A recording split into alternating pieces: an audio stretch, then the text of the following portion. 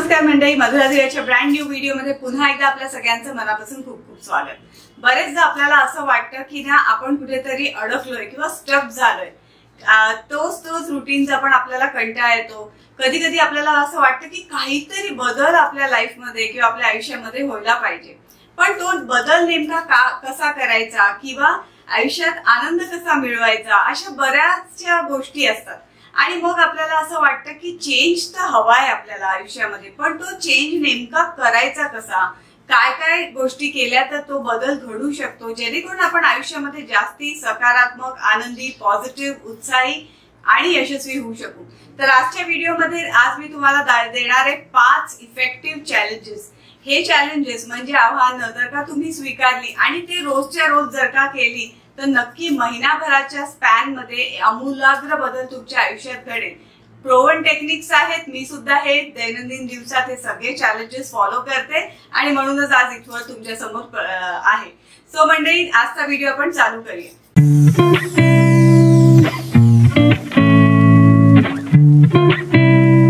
Video चालू करण्याच्या पूर्वी सांगू इच्छिते, मधुरा दिवा एम्पॉवरिंग वुमेन हे आपलं गुगल प्ले स्टोर वर ऍप आहे, तर ते ऍप नक्की डाउनलोड करा। ऍप डाउनलोड करणं फ्री आहे। ऍपवर 3 वेगवेगळे कोर्सेस खास करून महिलांसाठी केलेले आहेत आणि ते सुद्धा वाजवी दरामध्ये। तर त्या कोर्सेसचा भरपूर फायदा करून घ्या, कारण येणाऱ्या काही महिन्यांमध्ये नवीन इंग्लिश मध्ये सुद्धा कोर्सेस येणार आहेत जे या कोर्सेसची रिलेटेड किंवा संलग्न असतील। तर हे कोर्सेस जर का तुम्ही केले तर तुमचा एक बेस चांगल्यापैकी तयार होईल। तर ते ऍप डाउनलोड करा आणि कोर्सेसचा फायदा घ्या। दुसरी महत्वाची गोष्ट, जी लोक मधुरा दिवा या चॅनलवर पहिल्यांदाच आले त्यांचं परत एकदा स्वागत करते। मधुरा दिवा हे खास करून स्त्रियांसाठी चालू केलेलं चॅनल आहे। या चॅनलच्या माध्यमातून स्त्रियांसाठी उपयुक्त कॉन्टेंट दर सोमवारी आणि गुरुवारी मी प्रस्तुत करत असते। आयुष्यात सकारात्मक कसं राहायचं, स्वतःमध्ये चांगले पॉझिटिव्ह बदल कसे करायचे, एक्सलन्स कसा मिळवायचा, त्याचसोबत पर्सनॅलिटी डेव्हलपमेंट, ग्रूमिंग, मराठी सणवार, वेगळ्या साड्यांचे प्रकार, असे निरनिराळे कॉन्टेंट मी दर सोमवारी आणि गुरुवारी घेऊन येत असते। तर तुम्हाला या सगळ्या विषयांमध्ये इंटरेस्ट असेल तर चॅनलला नक्की सबस्क्राईब करा, म्हणजे माझे व्हिडिओज तुमच्या ब्राउझ फीड मध्ये येतील। सो आजचा व्हिडिओ आपण चालू करूया। Challenge 5 1 month effective challenge. आता खूप जणांना प्रश्न पडला असेल की चॅलेंज का घ्यायचं। तर चॅलेंज यासाठी घ्यायचं कारण जेव्हा आपण एखादं आव्हान स्वीकारतो आणि स्वतःला आपण चॅलेंज करतो तेव्हा खूपशा गोष्टी आपल्याला क्लॅरिटीला येतात। चॅलेंजेस जेव्हा आपण स्वीकारतो तेव्हा खूप चांगल्या गोष्टी आणि काही आपल्यातले दोष सुद्धा आपल्या डोळ्यासमोर येतात आणि आपल्याला त्याचा अभ्यास करता येतो। सर्वात पहिले म्हणजे आपल्याला कळतं की आपल्या ग्रोथ मध्ये किंवा आपल्या प्रगतीमध्ये काय अडथळे आहेत, आपल्यात किती आळस आहे, आपण आपल्या विचारांशी किती घट्ट आहोत, किंवा आपल्याला स्वतःला बदलणं हे किती कठीण जातं, किंवा आपले मर्यादा काय आहेत, की एखादी गोष्ट आपल्या लिमिटच्या बाहेर असेल तरी सुद्धा आपण ती अचीव्ह करू शकतो की नाही, मग आपला दृढ निश्चय किती आहे, आपल्यामध्ये किती सेल्फ कॉन्फिडन्स आहे, आपल्यामध्ये किती शिस्त आहे, डिसिप्लिन आहे, या सगळ्या गोष्टींचा अभ्यास जेव्हा तुम्ही हे चॅलेंजेस स्वीकारता तेव्हा हळूहळू तुमच्या समोर येऊ लागतो। आणि जेव्हा तुम्हाला हे सगळे गोष्टींचा अभ्यास होतो तेव्हा त्या ज्या गोष्टी कमी आहेत, समजा माझ्यात आळस खूप कमी आहे, तर मग आळस कमी करण्यासाठी जे काही चॅलेंज रिक्वायर्ड आहे ते आपण त्याच्यावर जास्ती फोकस केला पाहिजे। कारण जेव्हा आपल्याला आपण सेल्फ डेव्हलपमेंट, आनंदी राहणं, सकारात्मक राहणं, यशस्वी होणं, ह्या सगळ्या जरी गोष्टी बोललो ना तर त्याच्या मागे काही सवयी असतात, काही हॅबिट फॉर्मेशन्स असतात, काही माइंडसेटचा भाग असतो। तर ह्या सगळ्या गोष्टींचा अभ्यास या चॅलेंजेसच्या माध्यमातून येतो। सो हे चॅलेंज काय आहे ते आपण आता बघूया। सर्वात पहिलं आणि खूप जणांना अतिशय कठीण वाटणारं चॅलेंज म्हणजे सकाळी 5 वाजता उठणे। आता खूप जणांना प्रश्न होईल की ताई, मी तर सकाळी 7 ला उठते, 8 ला उठते, 9 ला उठते, अगदी काही मंडळी आमची 10 वाजता सुद्धा उठतात। पण सकाळी 5 ला उठणं म्हणजे ब्रह्ममुहूर्त जेव्हा असतो त्या दरम्यान जेव्हा जर का तुम्ही उठलात तर खूपसा फायदा आपल्याला शारीरिक, मानसिक आणि आध्यात्मिकरित्या होत असतो। ब्रह्ममुहूर्ताचा एक सेपरेट सुंदर कोर्स इंग्लिशमध्ये येत्या वर्षामध्ये आपल्या ऍपवर येणारच आहे, पण थोडक्यात सांगते। सकाळी 5 वाजता आपल्या वातावरणामध्ये खूप जास्ती सात्विकता असते. इंग्लिश मध्ये विचार केला तर खूप जास्ती पॉझिटिव्हिटी असते. आपलं मन फ्रेश झालेलं असतं, छान झोप झालेली असते. जेव्हा अशा वेळेस जेव्हा आपण एखादा संकल्प मनात करतो तेव्हा तो संकल्प पूर्णत्वाला जातो असं म्हणतात आणि हे खरंच होतं. समजा तुम्ही लॉ ऑफ अट्रॅक्शन वर काही अभ्यास केला असेल तर लॉ ऑफ अट्रॅक्शन फॉलो करणारी जी मंडळी आहेत ना ते व्हिज्युअलायझेशन साठी सकाळचा हा वेळ खूप चांगल्या रीते वापरतात. तुम्हाला आयुष्यात जे जे मिळवायचंय ते तुमच्या डोळ्यासमोर तुम्ही ते चित्र रंगवायचंय आणि ते इमॅजिन करायचंय. ऑफकोर्स हा एक खूप मोठा वेगळा विषय आहे, त्यावर आपण बोलूच या. पण जेव्हा तुम्ही सकाळी 5 वाजता उठता तेव्हा तुम्ही नेमकं करायचं काय तर सर्वात पहिले म्हणजे मेडिटेशन, देवाला प्रार्थना करणं, स्वतःचा दिवस प्लॅन आउट करणं, थोडाफार व्यायाम करणं, अशा सगळ्या गोष्टी तुम्ही सकाळी 5 ते 6 या वेळामध्ये करू शकता. एखादं पुस्तक सुद्धा चांगलं तुम्ही वाचू शकता. जेव्हा तुम्ही सकाळी 5 वाजता उठाल तर तुमची एनर्जी लेवल चांगली वाढायला सुरुवात होईल, तुमची प्रोडक्टिव्हिटी वाढेल, तुम्ही चांगल्या गोष्टींचा विचार कराल आणि चांगल्या चांगल्या सवयी तुम्ही स्वतःला लावू शकाल. पॉझिटिव्ह अफर्मेशन स्वतःच्या मनाला देण्यासाठी ही उत्कृष्ट आणि उत्तम वेळ आहे. सकाळी 5 ते 6 ही जी वेळ असते त्यावेळी जर का तुम्ही तुमचे पॉझिटिव्ह अफर्मेशन स्वतःला सांगितले तर तुमचा दिवस खूप चांगल्या रीते पार पडू शकतो आणि तुमच्या मनाच्या स्तरावर पण खूप चांगला बदल होऊ शकतो. ह्या सगळ्या ज्या सवयी आहेत ना ह्याचा फायदे जेव्हा तुम्ही कंटिन्युअस 5 दिवस 10 दिवस महिनाभर कराल तेव्हा त्याचा लगेच तुम्हाला रिझल्ट हा दिसणार आहे. पण केल्याशिवाय रिझल्ट दिसणार नाही. ह्याला लागतं दृढ निश्चय आणि चिकाटी. करून तर बघूया. सकाळी 5 वाजता उठणं काय होईल, थोडासा आळस येईल, दुपारी झोप येईल, असं वाटेल कशाला करायचंय, काय मिळवायचंय, मस्त झोपूयात की आपण. ह्या सगळ्या गोष्टी 7 वाजता उठून पण करता येतात.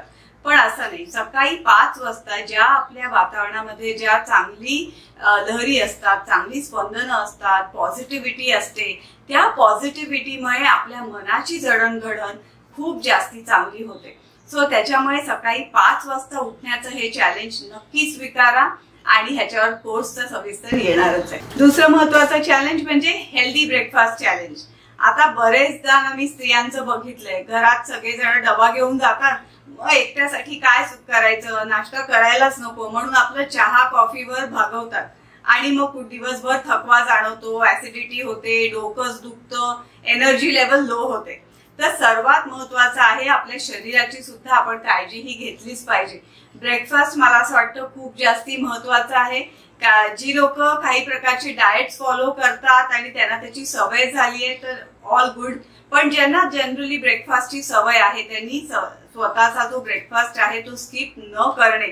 म्हणजे मला तरी असं वाटतं की सकाळी उठल्या उठल्या आपला ब्रेकफास्ट हा चांगला पौष्टिक असायला पाहिजे. अगदी आपली पारंपरिक महाराष्ट्रीयन ज्या नाश्त्याचे पदार्थ आहेत जसं उपमा, पोहे, थालीपीठ असं सुद्धा तुम्ही ब्रेकफास्ट मध्ये खाऊ शकता किंवा ड्रायफ्रुट्स, भिजवलेले मनुके, फ्रेश फळं किंवा फ्रुट्स ह्याचा सगळ्याचा समावेश तुमच्या ब्रेकफास्ट मध्ये असायला पाहिजे.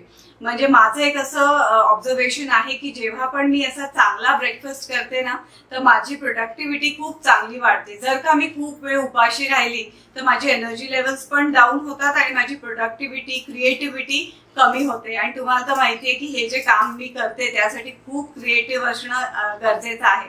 तर ट्राय आउट करून बघा. ब्रेकफास्ट स्वतःसाठी एकट्यासाठी जरी करायचं असेल तर त्यात आळस न करता हेल्दी ब्रेकफास्टची सवय लावा.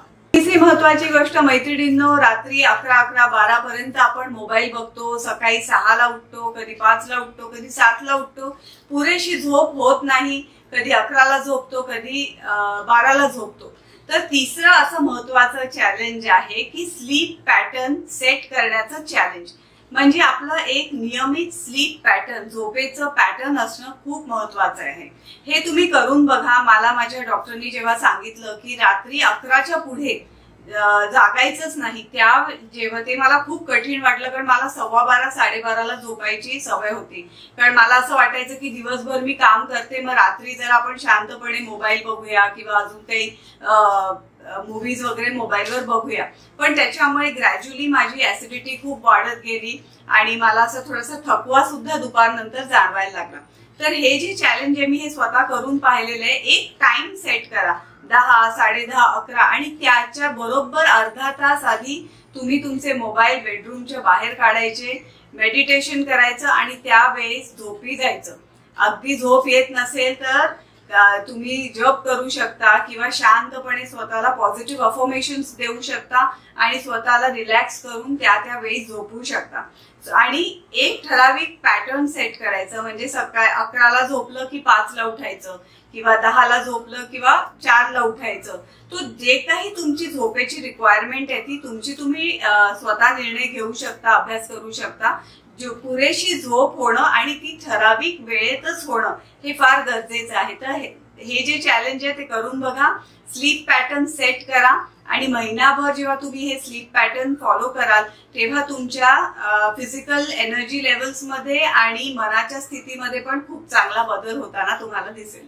चौथी महत्वाची गोष्ट म्हणजे फार फार महत्वाची गोष्ट, बायकांनो, तक्रार न करणं. No complaint challenge.